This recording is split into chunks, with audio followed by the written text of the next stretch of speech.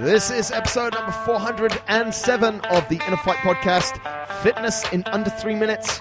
We tackle one subject in under 3 minutes. This is your Sunday show.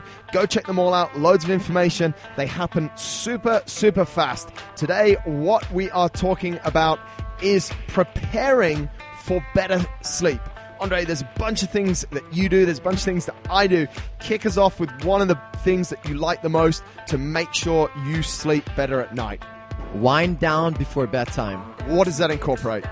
I wouldn't hit a workout right before I go to bed. I would make sure, I would make sure that at least 2-3 hours before I go to bed, I've been kind of winding down, relaxing. Sometimes it's a struggle if I finish work late, but I have some ways of how to kind of like get quickly into the wind down zone or like relax zone. That would be through either reading or just like, planning my day for planning the next day, those kind of things. Just really lowering the intensity, especially reading. I think that's one of the best ways. You just reminded me of one thing. Matt Jones's favorite is if he's got to be up the next morning and he's teaching the night classes, he takes magnesium when he gets into the car for the drive home.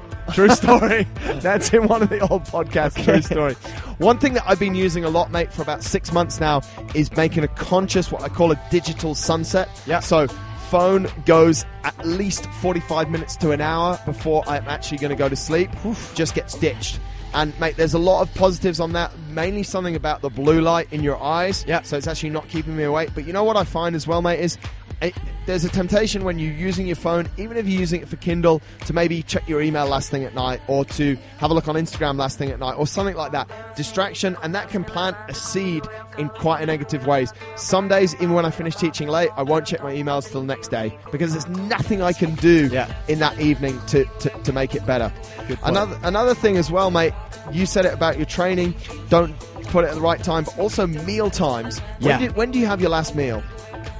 I actually have my last meal fairly late, simply because I finish work pretty late most nights. But I make sure that meal is not too heavy. That's what I was going to ask. So I've had like the most of my main meals throughout the whole day. Yeah. So my dinner is often pretty light. So even if I have it 1 hour, 90 minutes before I actually go to bed, it's quite a light meal. I don't go to bed feeling... Yeah, exactly. Pretty easy, mate, and a final point I want to go through, and I know you've got some thoughts on this, is what I call decluttering your room. We sleep so much better if the room is not under clutter.